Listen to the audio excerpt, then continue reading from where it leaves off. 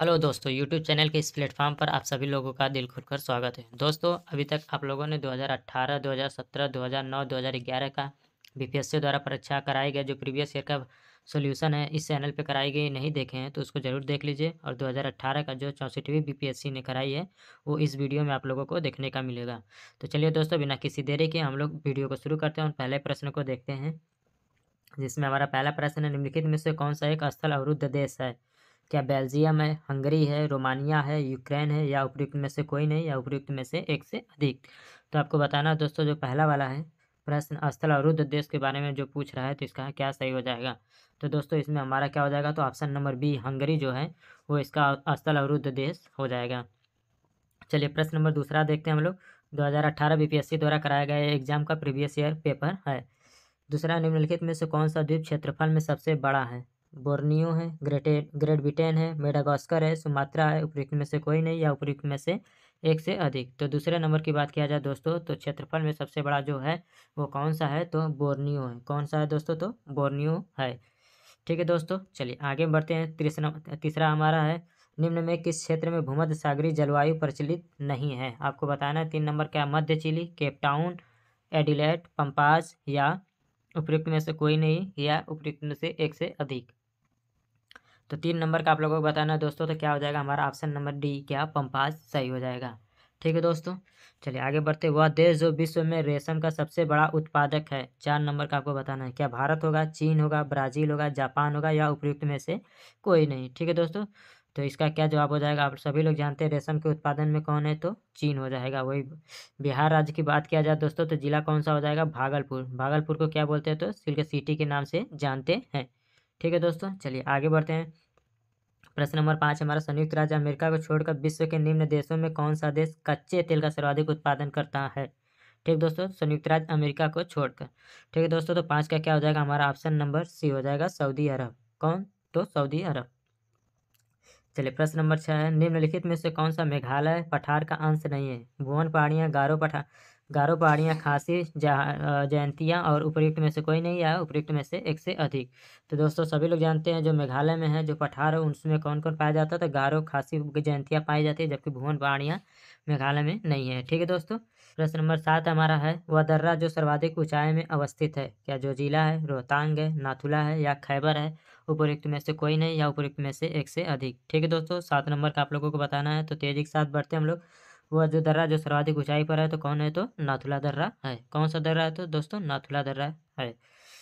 करेवास मृत्तिका जो जाफरान केसर का एक स्थानीय प्रकार के उत्पादन के लिए उपयोगी पाई जाती है, कश्मीर हिमालय में, गढ़वाल, नेपाल, या पूर्वी हिमालय में? ऑप्शन नंबर ई कह रहा है उपयुक्त में से कोई नहीं, या उपयुक्त में से एक से अधिक? तो केसर के उत्पादन के लिए तो आप सभी लोग जानते हैं, तो कौन सा ऑप्शन हो जाएगा? 8 नंबर ए का, ये हो जाएगा कश्मीर हिमालय। ठीक है दोस्तों, चलिए प्रश्न नंबर 9 है, 2011 की जनगणना के अनुसार भारत की कुल जनसंख्या में नगरीय जनसंख्या का प्रतिशत था?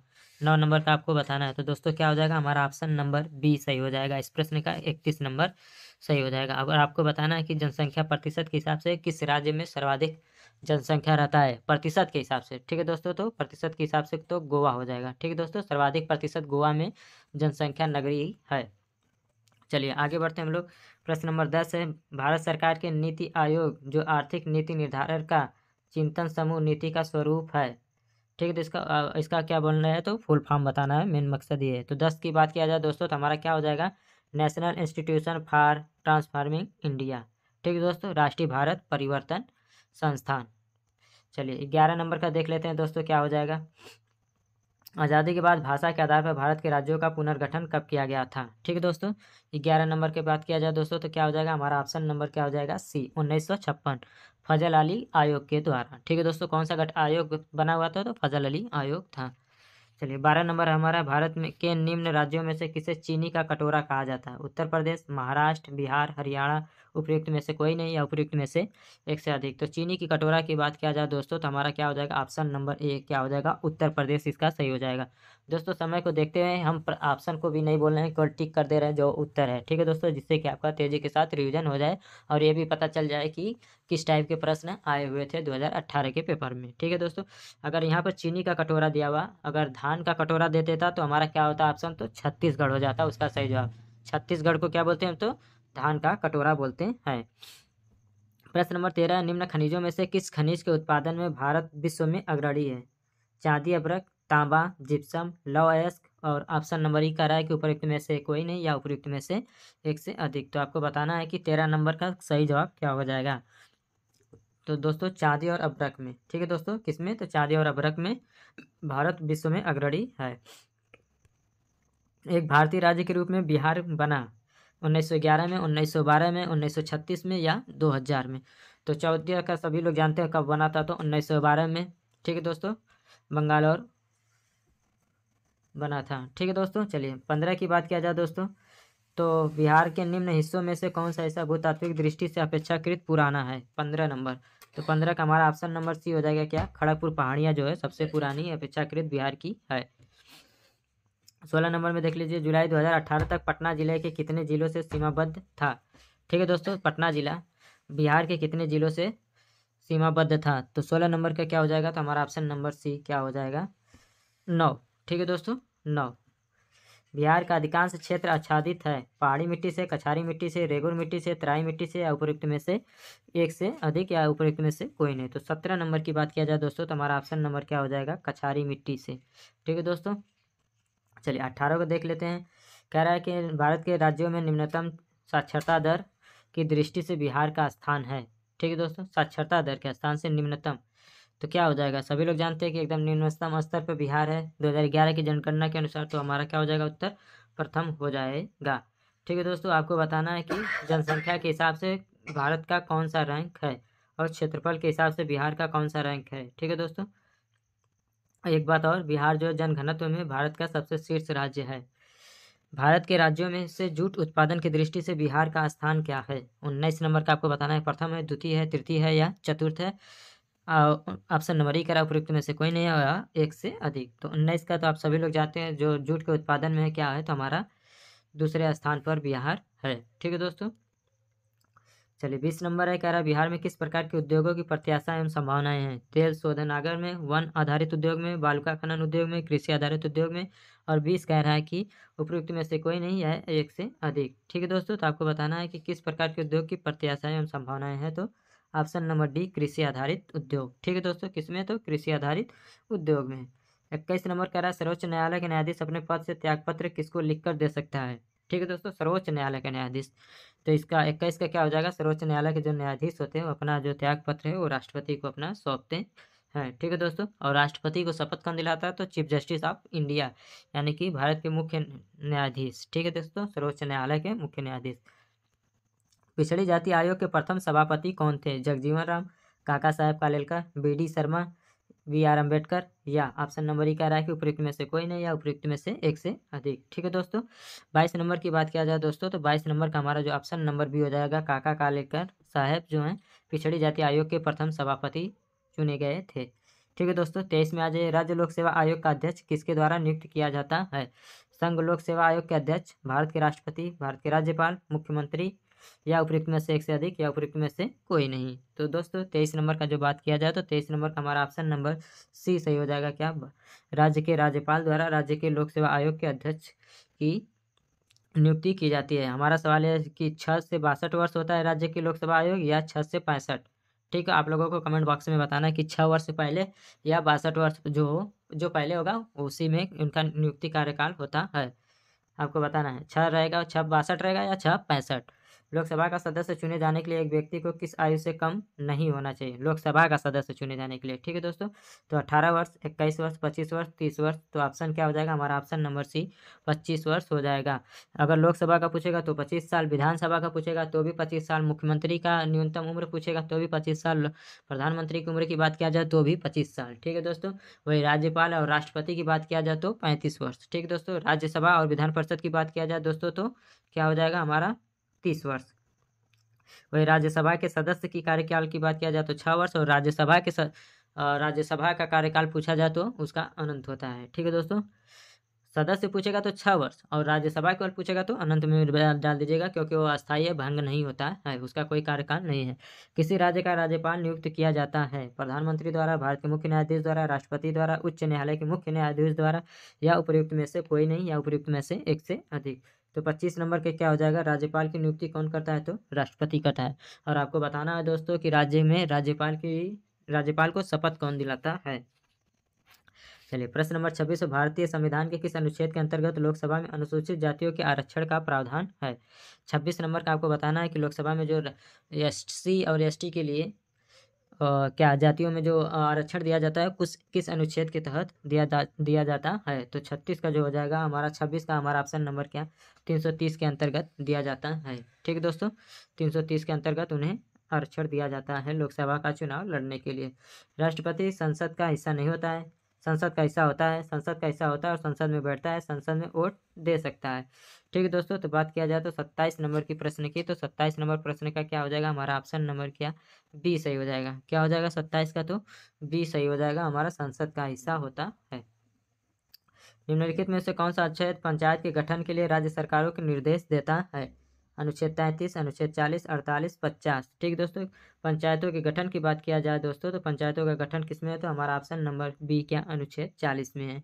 किसमें है दोस्तों, तो अनुच्छेद 40 में दिया गया है।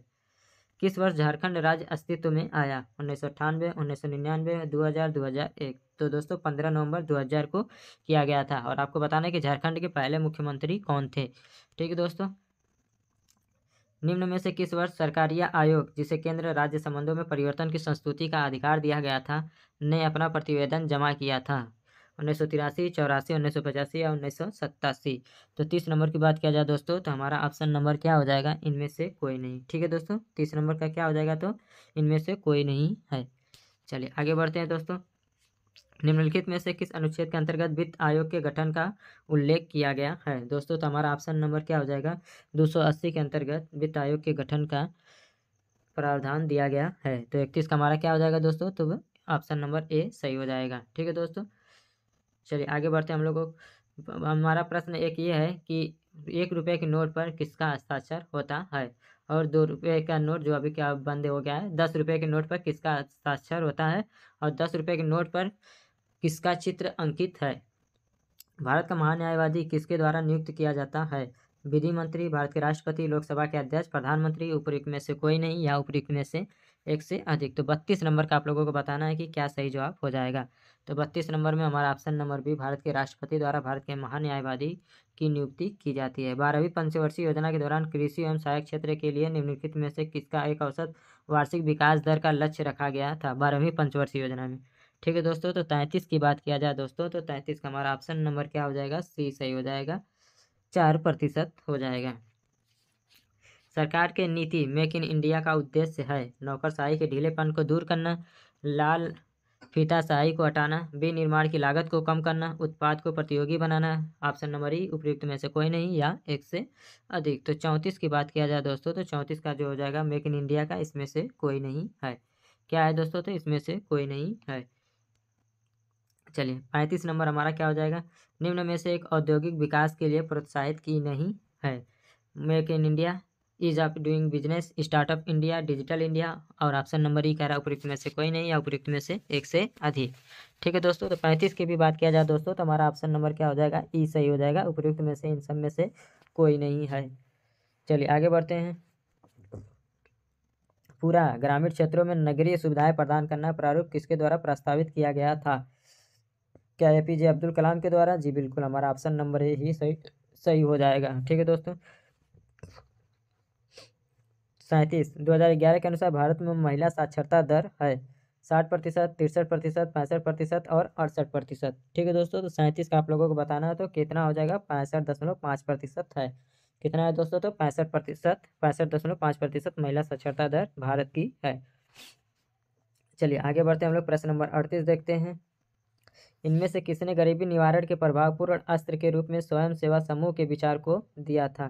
ठीक है दोस्तों, जिसे NGO के नाम से जानते हैं, किसने यह विचार दिया था, तो 38 का बी, मोहम्मद यूनुस। किसने दोस्तों, तो मोहम्मद यूनुस। चलिए 39 नंबर, वर्तमान में भारतीय रिजर्व बैंक के गवर्नर कौन है। ऑप्शनों को मत देखिए, शक्तिकांत दास है इस समय। ठीक है दोस्तों, कौन है दोस्तों, तो शक्तिकांत दास है। निम्न में कौन सा एक कृषि में उत्पादकता बढ़ाने का रास्ता है, कुशल सिंचाई, गुणवत्तायुक्त बीज, कीटनाशकों का प्रयोग या उर्वरकों का प्रयोग। तो सभी जानते हैं इसमें से क्या हो जाएगा, तो सभी हो जाएगा, क्योंकि सभी का प्रयोग किया जाता है। गुणवत्ता युक्त बीज का, कीटनाशकों का प्रयोग किया जाएगा, कुशल सिंचाई किया जाएगा, तभी जो है कृषि में उत्पादकता को बढ़ाया जा सकता है। तो हमारा ऑप्शन नंबर ई सही हो जाएगा। ठीक है दोस्तों, उपयुक्त में से एक से अधिक। निम्न में कौन सा एक मनरेगा का उद्देश्य है? परिसंपत्ति का निर्माण करना, सूक्ष्म सिंचाई को प्रोत्साहित करना, जल प्रबंधन, ग्रामीण आय को बढ़ाना, या उपयुक्त में से कोई नहीं, या एक से अधिक। तो दोस्तों क्या है मनरेगा का उद्देश्य? तो क्या रोजगार को ग्रामीण आसपास 5 किलोमीटर के अंदर लोगों को रोजगार उपलब्ध कराना। तो ऑप्शन नंबर ई सही हो जाएगा। 42 नंबर की बात किया जाए दोस्तों, तो निम्न में कौन सा एक संघीय बजट 2017-18 के अभिष्ट उद्देश्यों में सम्मिलित नहीं था? तो 2017 के उस समय का बजट का है, जो इस समय पता ही नहीं चलेगा कि क्या उस समय पूछा गया था। 20वीं शताब्दी के 60वें दशक के अंतिम दौर की हरित क्रांति की प्रकृति का सबसे उचित वर्णन करता है।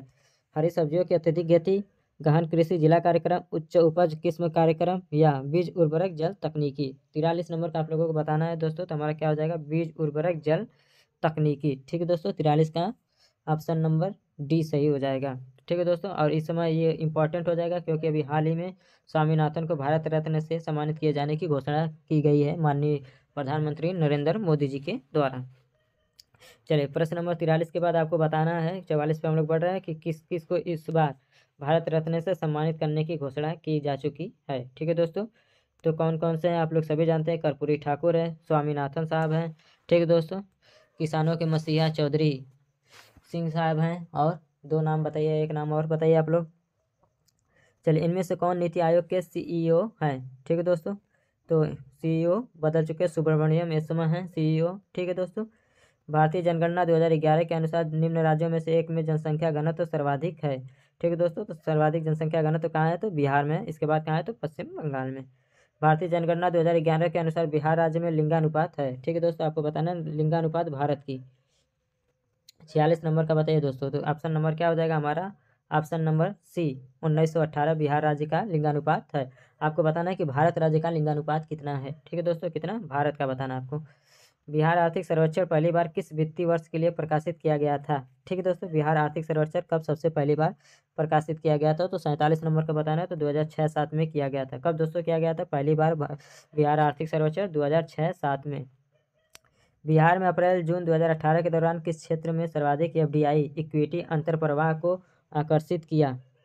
सेवा क्षेत्र, उस इस्पात उद्योग, कृषि में प्रसंस्करण उद्योग, सीमेंट उद्योग, उपयुक्त में से एक से कोई नहीं, या उपयुक्त में से एक से अधिक। 48 की बात किया जाए दोस्तों, तो सेवा क्षेत्र में एफडीआई इक्विटी अंतर्प्रवाह को आकर्षित सबसे ज़्यादा सर्वाधिक किया था।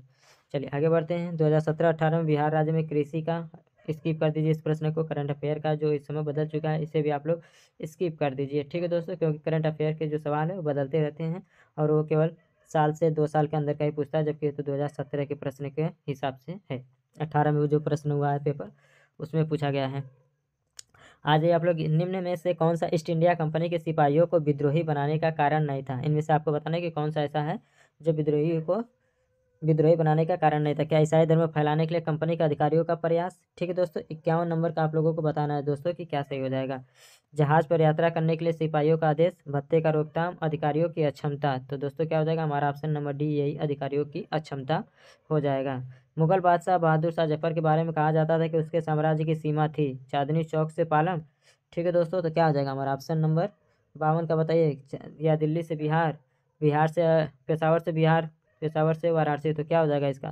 सभी हो जाएगा, तो उपयुक्त में से एक से अधिक। ठीक है दोस्तों, इनमें से किसने अंग्रेजी ईस्ट इंडिया कंपनी के कंट्रोल के खिलाफ बगावत की थी? विजयनगर का राजा, हैदराबाद का निजाम, तमिलनाडु के पॉलीगार, त्रावणकोर के दीवान वेलुथम्पी। ठीक है दोस्तों, तो आपको बताना है कि 53 नंबर का सही जवाब क्या हो जाएगा। किसने ईस्ट इंडिया कंपनी के कंट्रोल के खिलाफ बगावत नहीं की थी, इसमें से बताना है। तो 53 नंबर का क्या हो जाएगा दोस्तों? तो ऑप्शन नंबर बी, हैदराबाद के जो निजाम है इन्होंने बगावत नहीं किया था। नील विद्रोह किसके बारे में है? रैयत नील की खेती नहीं करना चाह रहे थे, पर जबरदस्ती करवाई जा रही थी। रैयत नील की खेती करना चाह रहे थे, रैयत नील की खेती नहीं करना चाह रहे थे, पर उनसे एक अमान्य मूल्य पर जबरदस्ती करवाई जा रही थी। तो हमारा ऑप्शन नंबर यही सी वाला सही हो जाएगा। करना नहीं चाह रहे थे, लेकिन उनसे जबरदस्ती करवाई जा रही थी एक अमान्य मूल्य पर। ठीक है, चलिए आगे बढ़ते हैं हम लोग। 55 नंबर है, 1857 के दक्कन के दंगों का तात्कालिक कारण क्या था? ठीक है दोस्तों, तो क्या था? तो हमारा ऑप्शन नंबर 55 का बताना है दोस्तों आप लोगों को कि क्या सही जवाब हो जाएगा। तो अकाल की छाया ही इसका सही हो जाएगा। ठीक है दोस्तों, अकाल की छाया थी। तत्कालीन कारण रजनी पाम दत्त ने कहा वे साम्राज्यवाद से लड़ते भी थे और सहयोग भी करते थे। उन्होंने किस राजनीतिक गठबंधन के बारे में बताया था? ठीक है दोस्तों, तो 56 नंबर का बताना है कि किसने यह बात कही थी और साम्राज्यवाद के खिलाफ लड़ते भी थे और सहमत भी थे। तो दोस्तों क्या हो जाएगा, आपको बताना है इसका कि भारतीय राष्ट्रीय कांग्रेस, भारतीय communist party, Swaraj party, Hindustan socialist Republican party. ठीक है दोस्तों, तो बताइए 56 नंबर का सही जवाब क्या हो जाएगा? तो हमारा ऑप्शन नंबर क्या हो जाएगा? रजनी पामदत्त ने भारतीय राष्ट्रीय कांग्रेस को यह बात कही थी। निम्न में कौन सा एक राष्ट्रवादी समाचार पत्र नहीं था? The Hindu, Bengali, the Mahratta. ठीक है दोस्तों, तो 57 नंबर की बात किया जाए दोस्तों तो हमारा option number D, the times of India, the times. प्रश्न नंबर 60 है दोस्तों, बाल गंगाधर तिलक लोकमान्य तिलक के नाम से जाने जाने लगे थे कब? वे एक लोकप्रिय शिक्षक बने जब। उन्होंने एक लोकप्रिय अखबार शुरू किया था। सरकार ने उन्हें रेंड मर्डर केस में अभियुक्त बनाया था। उन्होंने शिवाजी और गणपति उत्सव शुरू किया था इसके लिए, या उपयुक्त में से कोई नहीं, या एक से अधिक। ठीक है दोस्तों, 60 नंबर की बात किया जाए दोस्तों तो क्या हो जाएगा? हमारा ऑप्शन नंबर सी, सरकार ने उन्हें जब रेंड मर्डर केस में अभियुक्त बनाया था तब बाल गंगाधर तिलक लोकमान्य तिलक के नाम से जाने जाने लगे थे। आपको बताना है दोस्तों कि बाल गंगाधर तिलक के राजनैतिक गुरु कौन थे। ठीक है दोस्तों, चलिए आगे बढ़ते हैं। सरकार के विरोध में असेंबली में बम फेंकने के लिए समय भगत सिंह की उम्र क्या थी? ठीक है दोस्तों, आपको बताना है कि भगत सिंह की उम्र क्या थी। 21 साल थी, 21 साल से थोड़ा ज़्यादा था, 25 साल या 25 साल से थोड़ा ज़्यादा, उपयुक्त में से कोई नहीं या उपयुक्त में से एक से अधिक। 61 नंबर की बात किया जाए दोस्तों तो 61 नंबर का क्या हो जाएगा? हमारा ऑप्शन नंबर बी, 21 साल से थोड़ा ज़्यादा। कहीं कहीं 21 साल ही लिखा गया है, प्रश्न नहीं बहुत एकदम मिला जुला के आप देख ही सकते हैं। 21 साल से ज़्यादा, 21 साल, 22 साल, 25 साल दिया, 25 साल से थोड़ा ज़्यादा, ये क्या होता है? डेट डाल दीजिए। जलियांवाला बाग नरसंहार किस गांधीवादी सत्याग्रह से संबंधित हुआ? स्वदेशी आंदोलन, रॉलेट सत्याग्रह, बारदोली सत्याग्रह, वैयक्तिक सत्याग्रह, उपयुक्त में से कोई नहीं या उपयुक्त में से एक से अधिक। तो दोस्तों 62 नंबर का आपको बताना है कि क्या सही जवाब हो जाएगा। तो दोस्तों एक जलियांवाला जो नरसंहार आप सभी लोग जानते हैं, रॉलेट सत्याग्रह उस समय हुआ था। ठीक है दोस्तों, चलिए आगे बढ़ते हैं हम लोग। 63 नंबर की बात किया जाए दोस्तों, कुंवर सिंह अंग्रेजों के खिलाफ 1857 के विद्रोह में किस समय शामिल हुए थे? दोस्तों इस प्रश्न को आप समझ लीजिए, कोई कर रहा है गलत कर रहा है और छोड़ कर आ जा रहा है तो समझ लीजिए कि उसकी तैयारी में बहुत कमी है। ठीक है दोस्तों, उसकी तैयारी में बहुत की कमी है। ये एक ऐसा प्रश्न है जो बोनस अंक के रूप में सबको मिल जाता है, इसे परीक्षा में नहीं दिया जाए तो बेहतर है, क्योंकि जब सभी को एक एक नंबर मिल ही जाना है तो फिर देने से क्या फ़ायदा है। ठीक है दोस्तों, कुछ नया प्रश्न करने की आवश्यकता है। किस स्थान पर आदिवासियों ने अंग्रेजों के खिलाफ विद्रोह किया? आदिवासियों ने अंग्रेजों के खिलाफ बिहार में, पंजाब में, सिंध में, काठियावाड़ में, उपयुक्त में से कोई नहीं या एक से अधिक। 64 नंबर का बताना है कि कहाँ पर आदिवासियों ने किया था। ठीक है दोस्तों, तो 64 का बताइए फटाक से, इस प्रश्न का क्या हो जाएगा? तो हमारा ऑप्शन नंबर ए हो जाएगा बिहार में। ठीक है दोस्तों, कहाँ पर? बिहार में, क्योंकि बिहार का ही पेपर भी है। बिहार में सर्वाधिक जनजातियों ने अंग्रेजों का विरोध भी किया था। अतः सदैव सहमति के साथ अक्सर वाणिज्य मंडल के निर्देशों पर भारत सरकार चलती है और उसे व्हाइट मैन्स बर्डन कहा जाता है। ठीक है दोस्तों, 65 का बताना आपको कि क्या सही जवाब हो जाएगा? तो सच्चिदानंद सिन्हा को। किसको दोस्तों? तो सच्चिदानंद सिन्हा को बोला जाता है। सच्चिदानंद सिन्हा, आपको बताना है कि 1946 की जो प्रथम अधिवेशन बैठक हुई थी उसमें अध्यक्ष किसे बनाया गया था? 9 दिसंबर को। ठीक है दोस्तों, 9 दिसंबर 1946 की जो बैठक हुई थी उसमें कौन अध्यक्ष था? निम्न में से महात्मा गांधी का भारत में पहला सत्याग्रह कौन सा था? भारत में पहला सत्याग्रह तो कौन सा था दोस्तों? तो हमारा ऑप्शन नंबर क्या हो जाएगा? सी, चंपारण सही हो जाएगा। तो 66 नंबर, ऑप्शन नंबर सी। ठीक है दोस्तों, चलिए आगे बढ़ते हैं। गांधी जी के असहयोग आंदोलन में लोगों को शराब से परहेज करने का आग्रह किया गया, फलस्वरूप सरकार के राजस्व में भारी कमी आई। एक प्रदेश की सरकार ने लोगों को फिर से शराब पीने को प्रेरित करने के लिए प्रमुख व्यक्तियों की एक सूची प्रसारित की जो शराब पीते थे। उस प्रदेश का नाम क्या है? ठीक है दोस्तों, प्रश्न गजब है। आर्थिक व्यवस्था को सुधारने के लिए फिर से शराब पीने की व्यवस्था की जा रही है। चलिए 67 का सोच कर बताइए कि क्या हो जाएगा? तो ऐसा काम सिर्फ और सिर्फ कौन? बिहारी सीना ठोक के। नमक सत्याग्रह के दौरान बिहार में लोगों ने नमक बनाने के साथ साथ किस कर के विरोध में सरकार का विरोध किया था? तो नमक कानून के विरोध में बिहार में क्या दिया गया था? तो चौकीदारी। ठीक है दोस्तों, क्या? तो चौकीदारी। चलिए आगे बढ़ाते हैं। फरवरी 1938 में बिहार की चुनी हुई सरकार ने किस कारणवश इस्तीफा दिया था? भारत का युद्ध में शरीक होना, गांधी के आह्वान पर अंग्रेजों के खिलाफ सत्याग्रह, अंग्रेजों द्वारा लगाई गई भारी कर, या राजनैतिक बंदियों को छोड़ना। तो आपको बताना किस कारणवश चुनी हुई सरकार ने इस्तीफा दे दिया था। 69 नंबर का बताना है। तो राजनैतिक बंदियों को छोड़ना था। क्या था दोस्तों? तो राजनैतिक बंदियों को छोड़ना था। चलिए 70 बात करते हैं। बिहार किसान सभा से कौन जुड़ा था? स्वामी सहजानंद, कार्यानंद शर्मा, राहुल सांकृत्यायन, यदुनंदन शर्मा। ठीक है दोस्तों, तो इनमें से सभी जानते हैं कि 70 नंबर का क्या हो जाएगा? ऑप्शन नंबर ही, क्योंकि उपरोक्त में से एक से अधिक जाएगा, क्योंकि स्वामी सहजानंद भी थे, कार्यानंद भी थे, राहुल सांकृत्यायन भी थे, यदुनंदन शर्मा भी थे। चलिए कुछ मैथ के भी प्रश्न है, इसका भी आंसर सिर्फ बता देते हैं, बाकी आप सॉल्व जरूर कीजिएगा पॉज कर करके वीडियो को। ठीक है दोस्तों, चलिए 71 नंबर का बता देते हैं कि क्या हो जाएगा। कह रहा है एक कमरा जिसकी लंबाई 12 मीटर है, चौड़ाई 9 मीटर है एवं ऊंचाई 8 मीटर है, तो रखे जा सकने वाले खंभे की अधिकतम लंबाई क्या होगी? ठीक है दोस्तों, तो ये किस में जाएगा? तो घनाभ का है, जो बिकड़ l square plus b square plus h square under root कर देंगे। तो 71 नंबर का क्या हो जाएगा हमारा? तो ऑप्शन नंबर सी सही हो जाएगा दोस्तों। क्या हो जाएगा? तो 17 हो जाएगा। ठीक है दोस्तों, चलिए 72 को देखते हैं हम लोग।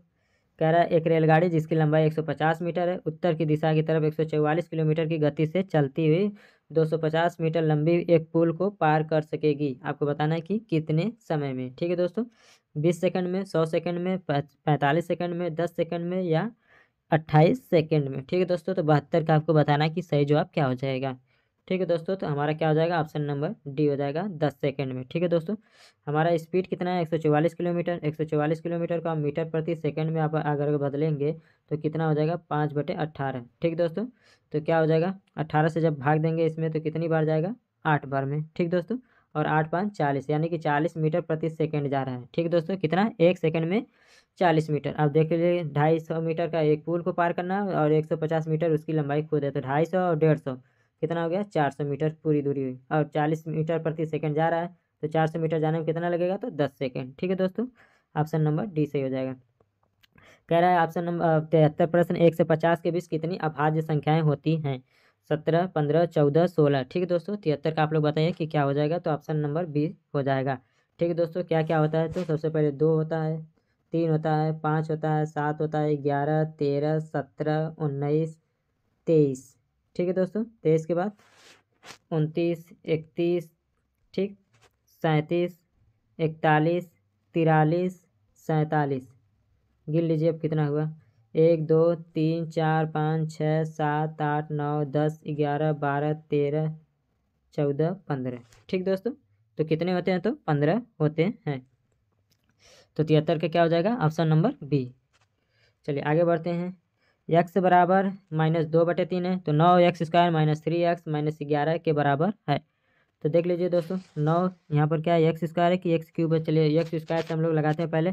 तो 9 के बाद एक्स स्क्वायर की जगह रखेंगे तो -2/3, स्क्वायर करेंगे तो प्लस हो जाएगा, 4/3 का स्क्वायर करेंगे तो 9 हो जाएगा, 2 का स्क्वायर 4, यहाँ माइनस माइनस एक्स आएगा। एक्स का मान क्या हमारा? -2/3 है, माइनस यहाँ है 11। ठीक है दोस्तों, 3 से 3 काट दीजिए, 9 से 9। ठीक, यहाँ 4 बचा, यहाँ -3, अरे -2 से और माइनस से गुणा करेंगे तो प्लस हो जाएगा, तो 4 + 2 - 11। ठीक है दोस्तों, तो 4 2 6, 6 में से 11 जाएगा तो -5। तो 74 का क्या हो जाएगा दोस्तों? तो हमारा ऑप्शन नंबर सी सही हो जाएगा। ठीक है दोस्तों, क्या हो जाएगा? तो सी सही हो जाएगा। एक परीक्षा में प्रत्येक उम्मीदवार हिंदी अथवा इतिहास अथवा दोनों लेता है। 66% हिंदी, 59% इतिहास लेते हैं। ठीक, कुल उम्मीदवारों की संख्या 30%, अरे 3000 है। कितने उम्मीदवारों ने हिंदी एवं इतिहास दोनों लिया है? ठीक है दोस्तों, कितने उम्मीदवारों ने हिंदी और इतिहास दोनों लिया है? तो देखिए यहाँ 66 है और 69 है। क्या है दोस्तों? तो 66 और 59 है, 69 नहीं 59। ठीक है दोस्तों, तो इसको जोड़ेंगे तो कितना आएगा? 9 6 15, हासिल 1, 5 6 11 1 12, कितना हो गया? तो 125। ठीक है दोस्तों, तो यहाँ 25 देख रहे हैं, ज़्यादा हो जा रहा है, यानी कि हमारा जो दोनों सब्जेक्ट लेने वालों की संख्या है तो कितना है? तो 25% है। कितना है दोस्तों? तो 25% है ये, जो कि 125 हो जा रहा है, तो 25% एक्स्ट्रा हो जाएगा। अब कह रहा है कि कुल उम्मीदवारों की संख्या कितनी है? तो 3000 है। 100% बराबर कितना हो जाएगा? 3000। तो 1% बराबर कितना हो जाएगा दोस्तों? तो 30 हो जाएगा। ठीक है दोस्तों, 1% बराबर 30, तो 25% बराबर कितना हो जाएगा? 750। कितना हो जाएगा दोस्तों? 750। तो हमारा ऑप्शन नंबर 75 का क्या हो जाएगा? बी सही हो जाएगा। क्या हो जाएगा दोस्तों? ऑप्शन नंबर बी सही हो जाएगा, 750। चलिए 76 नंबर कह रहा है कि x बराबर 0.0001225, यहाँ दिया है 53 29। ठीक है दोस्तों, का x का मान आपको बताना है। ठीक है दोस्तों, तो देखिए दोनों में जब पॉइंट सेम सेम दिया है तो पॉइंट को हटा दीजिए। ठीक है दोस्तों, पॉइंट को उतने से हटा दीजिए। बचेगा क्या, √1225 और 5329। क्या बचेगा दोस्तों, 1225 और 5329। तो 1225 की बात किया जाए दोस्तों तो ये किसका वर्गमूल निकलेगा आपको बताना है, और 5329 किसका होगा। ठीक है दोस्तों, तो 73 का आप देखिए तो 73 का आ जाएगा 3 3 9, 7 3 21, 2 42, 4 7 7 49, 53 आएगा। यानी कि हमारा ऑप्शन नंबर ए हो जाएगा। जब 1225 और 5329 का वर्गमूल निकालेंगे तो 35 और 73 आ जाएगा। ठीक है दोस्तों, तो 76 का क्या हो जाएगा, हमारा ऑप्शन नंबर ए सही हो जाएगा। प्रश्न हमारा x प्लस वन बाई बराबर x plus one by y बराबर 1, वाई प्लस 1/z बराबर 1, जेड प्लस 1/x बराबर का मान आपको बताना है, जेड प्लस 1/x का। ठीक है दोस्तों, चलिए तो बताइए इस प्रश्न का सही जवाब कैसे हो जाएगा। तो 77 नंबर की बात किया जाए दोस्तों तो सॉल्व कीजिए, पहले दोनों पक्षों को जोड़िए, वहाँ से जेड और एक्स का मान निकालिए। ठीक है दोस्तों, तो 77 का हम बता देते हैं आंसर, इसमें लगाना थोड़ा सा लंबा हो जाएगा। तो क्या हो जाएगा, 1 हो जाएगा। क्या हो जाएगा दोस्तों, जेड प्लस 1/x का मान क्या हो जाएगा, तो 1 ही हो जाएगा। ठीक है, चलिए आगे बढ़ते हैं हम लोग। 4 बहनों की औसत आयु 7 वर्ष है। ठीक है दोस्तों, यदि हम माँ की आयु जोड़ दें तो औसत 6 वर्ष बढ़ जाती है। ठीक है दोस्तों, कितना, तो 6 वर्ष बढ़ जाती थी। माँ की आयु ज्ञात कीजिए। ठीक है दोस्तों, माँ की आयु, तो 4 बहनों की औसत आयु कितना है दोस्तों, तो 7 वर्ष है। तो चारों बहनों का टोटल योग कितना हो जाएगा, तो 7 चौक 28 वर्ष हो जाएगा। यदि माँ की हम आयु जोड़ देते हैं तो औसत 6 वर्ष बढ़ जाती है। ठीक है दोस्तों, 6 वर्ष बढ़ने का मतलब कि 7 वर्ष पहले था, अब 6 वर्ष बढ़ गया तो 13 वर्ष हो गया। ठीक हो, औसत आयु। लेकिन अब 4 बहन 1 माँ, टोटल कितने सदस्य हो गए, 5, तो 13 पचे 65 वर्ष हो जाएगा। ठीक है दोस्तों, कितना उम्र हो जाएगा, 65 वर्ष हो जाएगा। और आपको बताना है कि माँ की उम्र, तो 65 वर्ष में से 28 वर्ष जो बहनों की उम्र है घटा दीजिए, पता चल जाएगा। माँ की उम्र तो 65 में से 28 घटाएंगे तो 15 में से 8 जाएगा, 7 बचेगा। और क्या, हाँ 5 बचा, 5 में से 2 जाएगा तो 3, 37 वर्ष उम्र आना चाहिए। चलिए दोस्तों, हम लोग ऑप्शन देख लेते हैं कि 37 वर्ष 37 नंबर प्रश्न में है कि या नहीं है। चलिए कहाँ हमारा गया, तो देखिए हमारा ऑप्शन नंबर क्या है, सी सही हो जाएगा, 37 नंबर। ठीक है दोस्तों, तो 78 नंबर का क्या हो जाएगा, हमारा ऑप्शन नंबर सी सही हो जाएगा। कह रहा है कि 79 नंबर 3x प्लस 8 बराबर कितना दिया है, तो 27, 2x प्लस 1 दिया है, तब x का मान ज्ञात करना है। ठीक है दोस्तों, तो 27 की बात किया जाए दोस्तों तो हम 3 के पावर 3 लिख सकते हैं, और ऊपर क्या हो जाएगा, तो 2x प्लस 1 क्या हो जाएगा दोस्तों, तो 2x प्लस 1। फिर से इसको हम लिख देते हैं, 27 को क्या लिख सकते हैं हम, तो 3 के पावर 3 लिख सकते हैं, और जो वहाँ पर था पहले तो 2x प्लस 1, इसको ऐसे लिख दीजिए। ठीक है दोस्तों, जब ब्रैकेट में होता है तो इसको हम लोग घातांक से गुणा कर देते हैं, तो हमारा क्या हो जाएगा, 3 के पावर 3 दूनी 6x प्लस 3 का जब 1 में करेंगे तो 3 आ जाएगा। यानी कि हम 27 2x प्लस 1 को क्या लिख सकते हैं, 3 के पावर 6x प्लस 3। ठीक है दोस्तों, क्या लिख सकते हैं, तो 6x प्लस 3 लिख सकते हैं। चलिए अब यहाँ से देखते हैं, यहाँ पर क्या दिया हमारा, तो 3 के पावर x प्लस 8 दिया, घातांकों का गुणा कर देंगे। और यहाँ पर क्या था, तो 6x प्लस 3 था। ठीक है दोस्तों, 3 को आप इधर भेज दीजिए, तो 3 इधर आ जाएगा, तो 8 में से 3 जाएगा, इधर जाएगा, x को इधर पक्षांतर कर दीजिए, 6x माइनस x। 8 में से 3 घटाएंगे तो क्या बचेगा, 5। और यहाँ 6x में से x घटाएंगे तो क्या बचेगा, 5x। और x में से जब भाग देंगे तो 5 5 कट जाएगा, तो x क्या आ जाएगा, हमारा 1 आ जाएगा। तो 79 का हमारा ऑप्शन नंबर क्या हो जाएगा, तो बी हो जाएगा। ठीक है दोस्तों, 79 का हमारा ऑप्शन नंबर बी हो जाएगा। चलिए आगे बढ़ते हैं, 80 का देख लीजिए, सिग्मा 10। ठीक है दोस्तों, 2n प्लस 1/2 हो तब यस का मान बताना है। तो 80 नंबर का आप लोगों को बताना है दोस्तों, तो क्या हो जाएगा, हमारा ऑप्शन नंबर डी 115 हो जाएगा। क्या हो जाएगा, 115 इसका सही जवाब हो जाएगा। निम्न में किसका मान 7 होता है, तो किसका होता है, तो उदासीन विलयन का 7 होता है। हमारा ऑप्शन नंबर बी सही हो जाएगा। 21 का क्या हो जाएगा, तो बी हो जाएगा। किस विलयन का पीएच मान 7 होता है, यानी कि शुद्ध पानी का भी विलयन जो पीएच मान 7 होता है। ठीक है दोस्तों, तो हमारा उपयुक्त में से 1 से अधिक हो जाएगा। ध्यान दीजिएगा, केवल उदासीन का नहीं होता है, शुद्ध जो पानी का होता है उसका भी 7 ही होता है। तो हमारा ऑप्शन नंबर ई हो जाएगा, 81 का। निम्न में किसमें न्यूट्रॉन नहीं होता है, ऑक्सीजन, नाइट्रोजन, हाइड्रोजन, तांबा, या उपयुक्त में से 1 से अधिक, या उपयुक्त में से कोई नहीं। तो 82 नंबर की बात किया जाए दोस्तों तो हमारा ऑप्शन नंबर सी हो जाएगा, हाइड्रोजन। हाइड्रोजन में नाइट्रोजन नहीं होता है। एंगस्ट्रॉम इकाई है तरंगदैर्घ्य की, ऊर्जा की, आवृत्ति की, वेग की, उपयुक्त में से कोई नहीं, या उपयुक्त में से 1 से अधिक। तो एंगस्ट्रॉम किसकी है, तो तरंगदैर्घ्य की है। 1 एंगस्ट्रॉम की बात किया जाए तो 10 के पावर -10 मीटर होता है। आवृत्ति को नापा जाता है हर्ट्ज में, मीटर प्रति सेकंड में, रेडियन में, वाट में, उपयुक्त में से कोई नहीं, या 1 से अधिक। तो आवृत्ति को किस में नापा जाता है, तो हर्ट्ज में। मीटर प्रति सेकंड की बात किया जाए दोस्तों तो किस में नापा जाता है, तो त्वरण में नापा जाता है। रेडियन की बात किया जाए तो कोण में, वाट की बात किया जाए तो शक्ति का मात्रक क्या होता है तो वाट। और आवृत्ति की बात किया जाए तो इसका हमारा ऑप्शन नंबर ए वाला सही हो जाएगा, हर्ट्ज। ठीक है दोस्तों, डीएनए की खोज किसने की थी?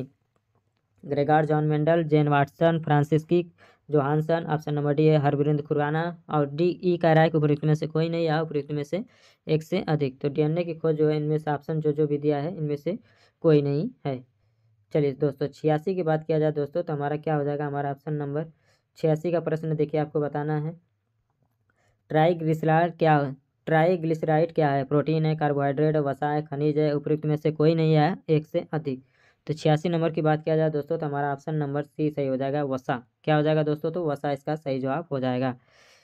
इलेक्ट्रोएंसेफेलोग्राम क्या हो जाता है दोस्तों? इलेक्ट्रोएंसेफेलोग्राम जो क्या है ईईजी का फुल फॉर्म है, किसकी निगरानी के लिए उपयोग होता है? हृदय, दिल, यकृत, लीवर, अग्नाशय, पैंक्रियाज या मस्तिष्क। ठीक है दोस्तों, तो किसके लिए उपयोग होता है तो मस्तिष्क के लिए किया जाता है। वही हृदय की बात किया जाए तो ईसीजी होता है, इलेक्ट्रोकार्डियोग्राफ, ईसीजी। ठीक है दोस्तों, इलेक्ट्रोकार्डियोग्राफ। इलेक्ट्रोएंसेफेलोग्राम की बात किया जाए तो इसका संबंध किससे है तो मस्तिष्क से है। शरीर का तापक्रम नियंत्रित करता है? Thalamus, hypothalamus, cerebellum, medulla. उपयुक्त में से कोई नहीं या उपयुक्त में से एक से अधिक। तो 88 नंबर की बात किया जाए दोस्तों तो हमारा ऑप्शन नंबर क्या हो जाएगा, बी सही हो जाएगा, हाइपोथैलेमस। ठीक है दोस्तों, सही कथन चुनिए। लाल रंग का प्रकाश का तरंगदैर्ध्य बैगनी प्रकाश से कम होता है। ठीक है दोस्तों, क्या चुनना है, सही कथन को चुनना है। लाल प्रकाश का तरंगदैर्ध्य बैगनी प्रकाश से अधिक होता है। बैगनी प्रकाश का तरंगदैर्ध्य हरे प्रकाश से अधिक होता है। बैगनी प्रकाश का तरंगदैर्ध्य पीले प्रकाश से ज़्यादा होता है। और ऑप्शन नंबर ई करा उपयुक्त में से कोई नहीं या उपयुक्त में से एक से अधिक। 89 नंबर की बात किया जाए दोस्तों तो हमारा ऑप्शन नंबर बी, लाल प्रकाश का जो तरंगदैर्ध्य होता है वो बैगनी प्रकाश से ज़्यादा होता है। वही तरंगदैर्ध्य की बात किया जाए तो सर्वाधिक लाल कलर में होता है, तो इसको प्लस से डिनोट कर दीजिए, इसको माइनस से बैगनी रंग का। ठीक है दोस्तों, तो हमारा ऑप्शन नंबर बी सही हो जाएगा। और बैगनी सबसे कम होता है, तो बैगनी रंग का जो प्रकाश तरंगदैर्ध्य होगा वो हरे प्रकाश से ज़्यादा हो ही नहीं सकता है, क्योंकि न्यूनतम किस में होता है तो बैगनी कलर में होता है। ठीक है दोस्तों, और ऑप्शन नंबर डी कह रहा है बैगनी प्रकाश का जो तरंगदैर्ध्य है वो पीले प्रकाश से ज़्यादा होता है। नहीं, सर्वाधिक न्यूनतम जो है वो बैगनी कलर का ही होता है। अगर ये पूछता है हरे प्रकाश का जो तरंगदैर्ध्य है बैगनी से अधिक होता है तब सही हो सकता है, होगा, हो सकता है नहीं होगा। 40 डिग्री सेल्सियस का मान फ़ारेनहाइट स्केल में बताना है। ठीक है दोस्तों, तो क्या होता है, C-32/9 होता है। इसका बताइए कि क्या हो जाएगा। 90 नंबर की बात किया जाए दोस्तों तो क्या हो जाएगा, हमारा ऑप्शन नंबर ए सही हो जाएगा। 40 का 104 सही हो जाएगा। ठीक है दोस्तों, क्या हो जाएगा तो 104 हो जाएगा। इसका फार्मूला क्या होता है दोस्तों, तो F-32/9 बराबर C/5। ठीक है दोस्तों, क्या होता है तो C/5। सेल्सियस की जगह हम लोग 40 रख देंगे और 5 से भाग देंगे तो यहाँ पूरा टोटल क्या हो जाएगा तो हमारा 8 हो जाएगा। ठीक है दोस्तों, अब 8 हो जाएगा तो 9 से इधर तिरिया गुणा करेंगे तो क्या हो जाएगा 72 हो जाएगा। ठीक है दोस्तों, 72 बराबर C-32। ठीक है दोस्तों, क्या 32, अब 32 को जब इधर पक्षांतर करेंगे तो 32 और 72 में जोड़ेंगे तो 104 आ जाएगा। ठीक है दोस्तों, तो 104 फ़ारेनहाइट हो जाएगा। इस फार्मूले को याद कर लीजिएगा, C/5 बराबर F-32, यहाँ माइनस है, अपान 9। इसमें आप एफ का दिया रहेगा तो एफ का मान रखकर सी का निकाल सकते हैं। ठीक है दोस्तों, चलिए आगे बढ़ते हैं। विद्युत शक्ति की इकाई है, एम्पियर है, वोल्ट है, कुलाम है या वाट है। तो शक्ति की बात किया जाए तो हमारा ऑप्शन नंबर डी 91 का डी सही हो जाएगा। विद्युत मोटर ऊष्मा को विद्युत ऊर्जा में बदलता है, विद्युत ऊर्जा को ऊष्मा में बदलता है, विद्युत ऊर्जा को यांत्रिक ऊर्जा में बदलता है। यही हमारा ऑप्शन नंबर सी सही हो जाएगा। विद्युत ऊर्जा को जो है यांत्रिक ऊर्जा में बदलता है, यानी कि 92 नंबर का जो हमारा ऑप्शन नंबर है वो सी वाला सही हो जाएगा। 92 का क्या हो जाएगा तो ऑप्शन नंबर सी सही हो जाएगा। चलिए दोस्तों आगे बढ़ते हैं, हम लोग 93 क्वेश्चन को देखते हैं और जल्दी से इस वीडियो को पूरा कंप्लीट करने की ओर बढ़ते हैं। मानव शरीर में होता है लगभग 70% पानी होता है, 20 से 30%। ठीक है दोस्तों, तो आगे मत बढ़िए, लगभग कितना हो जाता है तो 73 का, अरे 93 का हमारा क्या हो जाएगा तो ऑप्शन नंबर ए लगभग 70% मानव शरीर में पानी होता है। वही ब्लड की बात किया जाए तो 5 से 6 लीटर होता है ब्लड। ठीक है दोस्तों, सामान्य पुरुष में, और 1.5 लीटर प्रतिदिन यूरिन मनुष्य एक सामान्य मनुष्य उत्सर्जित करता है। विद्युत धारा निम्न में से किस उपकरण से नापी जाती है? विद्युत धारा को क्या वोल्ट मीटर से, एमीटर से, वोल्टामीटर से या पोटेंशियोमीटर से? ठीक है दोस्तों, तो अमीटर के द्वारा विद्युत धारा की माप की जाती है। ठीक है दोस्तों, तो हमारा 94 का क्या हो जाएगा तो हमारा ऑप्शन नंबर बी सही हो जाएगा। ग्रीन हाउस गैसों में मुख्य घटक होता है carbon dioxide, methane, nitrous oxide, ozone. उपयुक्त में से एक से अधिक या उपयुक्त में से कोई नहीं। तो 95 नंबर की बात किया जाए तो मुख्य घटकों में से ये सभी हैं, ozone, nitrous oxide, methane, carbon dioxide, इसलिए हमारा ऑप्शन नंबर 95 का ई सही हो जाएगा।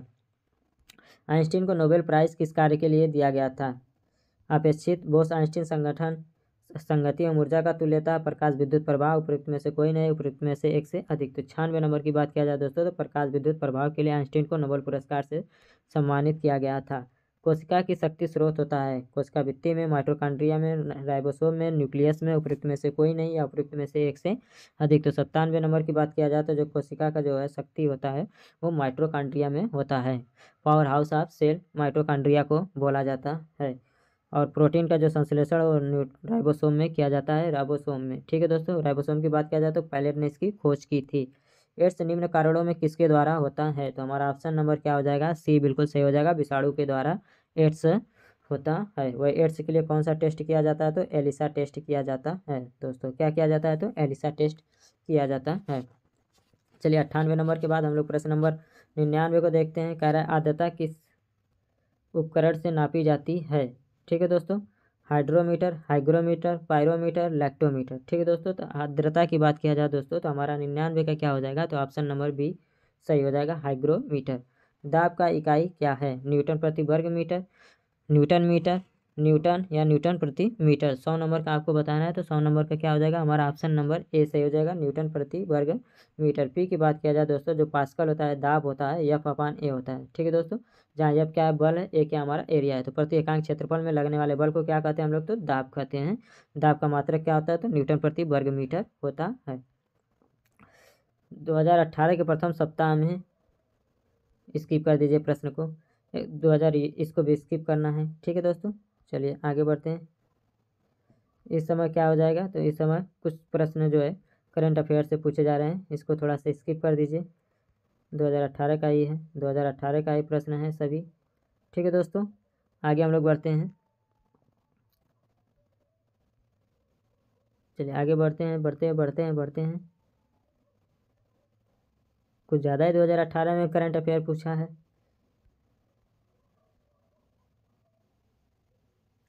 हाँ चलिए 134 का बताएं। इनमें से किसने पहली बार यह व्याख्या की थी कि पृथ्वी को अपने धुरी पर घूमने के कारण प्रतिदिन सूर्योदय तथा सूर्यास्त होता है? ठीक है दोस्तों, तो 134 का बताना है कि क्या सही जवाब होगा। ठीक है दोस्तों, तो 134 की बात किया जाए तो यह बात किसने बताई थी? तो आर्यभट्ट ने। किसने? तो आर्यभट्ट ने यह बात बताई थी। सुवर्ण भूमि का राजा कौन था जिसने नालंदा में एक बौद्ध विहार की स्थापना की तथा उसके रख रखाव हेतु अपने दूत द्वारा देवपाल से 5 गांव दान देने के लिए प्रार्थना किया गया था? तो 135 की बात किया जाए दोस्तों तो हमारा क्या हो जाएगा? Balaputra Deva, option number C. Periplus of the Erythraean Sea किसने लिखी है? ठीक दोस्तों, 136 का आपको बताना है कि इसका सही जवाब क्या हो जाएगा? तो 136 हमारा ऑप्शन नंबर ई हो जाएगा, उपयुक्त में से कोई नहीं। ठीक है, बिहार पर बख्तियार खिलजी के हमले का पहला विवरण प्राप्त है? तारिक हिंद से, तबकात नासरी से, ताजुल मसरी से, तारिक मुबारक शाही से। ठीक है दोस्तों, तो तबकात नासरी से। ठीक है दोस्तों, 137 का बी। किस सुल्तान ने जमीन में फसल की नपाई का आधार राजस्व के रूप में दावा किया था? ठीक है दोस्तों, तो 138 का क्या हो जाएगा? हमारा ऑप्शन नंबर सी। ठीक है दोस्तों, 138 का क्या होगा? तो दोस्तों बताइए, 138 का हमारा ऑप्शन नंबर सी। लेकिन मुझे लग रहा है कि मोहम्मद बिन तुगलक होना चाहिए। थोड़ा सा किस सुल्तान ने जमीन में फसल की नपाई का आधार राजस्व के रूप में दावा किया था?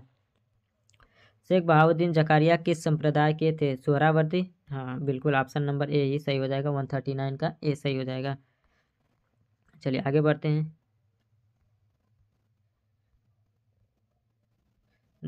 इन शासकों में से किसने अपने सैन्य टुकड़ियों को 200, 100, 200, 50, 501 इकाइयों में विभाजित किया था? ठीक है दोस्तों, तो 140 की बात किया जाए तो दोस्तों इसमें से कोई नहीं है, उसका नाम इनमें से कोई नहीं है। यह कथन किसका है कि अकबर के शासनकाल में 40 स्तंभयुक्त मंजिल के निर्माण में 5000 से 20,000 लोगों ने 40 साल तक काम किया था? अकबर के शासनकाल में इलाहाबाद में 40 स्तंभयुक्त मंजिल के निर्माण में 5000 से 20,000 लोगों ने 40 साल तक काम किया था। तो 141 का बताना है। तो ये किसने बताया था? तो विलियम फिंच ने। कश्मीर का अकबर कहा जाता है? तो जैनुल आबदीन को, सुल्तान जैनुल आबदीन को कश्मीर का अकबर कहा जाता है। फरेजी आंदोलन से संबंधित हैं? तो 143 का आप लोगों को बताना, हाजी शरीयतुल्लाह, सैयद अहमद, सलीमुल्लाह। तो ठीक है दोस्तों, सलीमुल्लाह को फरेजी आंदोलन का शुरुआत किया था। पुस्तक poverty and un British rule in India, तो दादा भाई नौरोजी, हमारा ऑप्शन नंबर बी।